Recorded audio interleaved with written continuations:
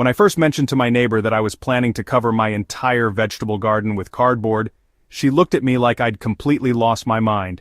"You're going to kill everything!" she exclaimed, shaking her head in disbelief. "Fast forward 8 months, and that same neighbor is now asking for my cardboard secret after seeing the incredible transformation in my garden beds."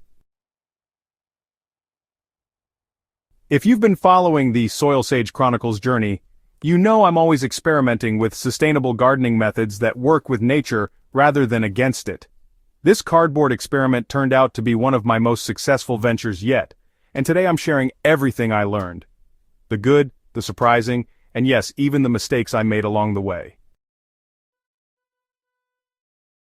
Last spring I was facing a gardener's nightmare. My raised beds were overrun with Bermuda grass, dandelions, and what seemed like every weed species known to humanity. I'd spent countless weekends pulling weeds, only to see them return stronger than ever within days. The endless cycle was exhausting, and I knew there had to be a better way. That's when I stumbled across sheet mulching, also known as the lasagna gardening method. The concept seemed almost too good to be true. Lay down cardboard to suppress weeds, add organic matter on top, and let nature do the heavy lifting. As someone who's always looking for ways to build healthier soil while reducing maintenance, I decided to take the plunge. The timing felt perfect. It was early March and I had access to plenty of cardboard from recent online purchases and a local appliance store that was happy to let me haul away their discarded boxes. Sometimes the best gardening solutions are hiding in plain sight. Preparing my beds for the cardboard treatment required more planning than I initially anticipated, but, honestly, the process was surprisingly straightforward. I started by cutting down any tall weeds and grass, though I didn't worry about removing every last root. That's exactly what the cardboard would handle for me. The key to success lies in using the right type of cardboard. I avoided anything with glossy coatings, excessive tape, or staples. Plain brown corrugated cardboard became my material of choice, and I made sure to remove all plastic tape and labels before laying it down. The goal was to create a completely biodegradable barrier that would eventually break down and feed the soil. Overlapping the cardboard pieces by at least 6 inches proved crucial for preventing weeds from finding their way through gaps. I learned this lesson the hard way when a few ambitious dandelions managed to squeeze through a poorly sealed seam in my first bed. In subsequent installations, I treated each seam like a potential weak point, ensuring complete coverage. Before laying each piece, I thoroughly soaked the cardboard with water. This step serves 2 purposes. It makes the material more pliable and easier to work with, and it kickstarts the decomposition process. I used my garden hose to saturate each section until the cardboard felt heavy and began to conform to the contours of my beds. Month 1, the waiting game. The first month tested my patience more than anything else. Looking at my garden beds covered in soggy cardboard felt like staring at a construction site rather than a thriving garden space. The cardboard maintained its structure, while clearly beginning to soften around the edges and seams. During this phase, I added my first layer of organic matter, a mixture of aged compost and shredded leaves. This not only helped weigh down the cardboard but also provided the microorganisms with food to begin their work. I could already see earthworms congregating along the edges where the cardboard met the soil. Months 2 and 3, the magic begins. By the second month, something remarkable was happening beneath the surface. When I lifted corners of the cardboard to check progress, I discovered that the grass and weeds underneath were not just dying. They were decomposing rapidly, creating a rich, dark layer of organic matter.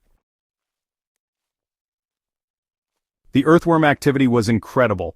Areas that had previously been compacted clay were becoming soft and crumbly. The cardboard itself was breaking down faster than I'd expected, particularly in areas where I'd been consistent with watering and where the organic matter layer was thickest. Months 4 through 6 were really when the true magic happened. I started planting directly through the cardboard by just cutting small holes and adding compost in each planting pocket. My tomatoes, peppers, and squash just took off like I'd never seen before. The consistent moisture retention and those slow-release nutrients from the decomposing materials created, honestly, ideal growing conditions. What surprised me most was, well, just how much less watering my beds needed. The cardboard layer worked like a natural moisture regulator, keeping things from getting too dry or too soggy. During our particularly hot July, my cardboard mulched beds stayed consistently moist, while my traditional beds dried out really quickly. Months 7 and 8 brought what I like to call the soil revelation. By late fall, most of the cardboard had completely decomposed right into the soil profile. When I dug down to check the soil conditions, I honestly couldn't believe what I found. The previously compacted clay had transformed into rich, loamy soil with just incredible structure and drainage. The most dramatic change was in my soil's biological activity. Areas that had been nearly lifeless were now teeming with beneficial microorganisms, earthworms, and, other soil dwellers. My soil test results showed significant improvements in organic matter content and nutrient availability. Not everything went smoothly, and I want to share the challenges I encountered so you can avoid the same mistakes. My biggest issue was slug activity during the early months. The moist environment under the cardboard created, well, a perfect slug habitat, and they really wreaked havoc on my seedlings. The solution came through companion planting and natural deterrents. I surrounded vulnerable plants with copper tape and introduced beneficial nematodes to help control the slug population naturally. By month 4, the ecosystem had balanced itself out, and slug damage became, pretty minimal. Another challenge was managing water during heavy rains. In one section of my garden, poor drainage caused water to pool on top of the cardboard rather than soaking through. I learned to perforate the cardboard more thoroughly in areas with drainage issues and to create slight mounds rather than perfectly flat surfaces. Some plants responded better to this method than others. Root vegetables like carrots and radishes struggled in areas where the cardboard hadn't fully decomposed, while shallow-rooted crops like lettuce and herbs thrived from day one. Understanding these nuances helped me plan more effectively for subsequent seasons. Now, nearly a year later, the benefits of this cardboard experiment continue to compound. My weed pressure has decreased by roughly 80%, saving me hours of maintenance time every week. The few weeds that do appear are easy to pull from the improved soil structure. The water retention capabilities of my improved soil have really been game-changing during our increasingly unpredictable weather patterns. My plants, well, they showed remarkable resilience during both drought periods and heavy rain events. This suggests that the enhanced soil structure provides a better buffering against weather extremes. Perhaps most importantly, I've created a regenerative system that just keeps on improving with each season. As I add organic matter each year, the soil biology becomes more diverse and robust. My plants are healthier, more productive, and more resistant to pest and disease issues. If you're inspired to try this method in your own garden, let me tell you, timing is everything. Start the process at least 3 months before you plan to plant, though 6 months is even better for areas with persistent weeds like Bermuda grass. Source your cardboard carefully and in advance. You'll need more than you think. I used approximately 1 large appliance box per 4x8 raised bed. So don't skip the organic matter layers. The cardboard is just the foundation. The real soil building happens through the decomposition of organic materials you add on top.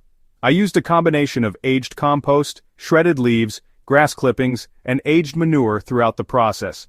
It's important to monitor moisture levels consistently, especially during those first few months. The cardboard should stay damp but not waterlogged, and in hot, dry conditions, you may need to water more frequently than you expect. Honestly, this cardboard experiment taught me that sometimes the most effective gardening solutions are also the simplest.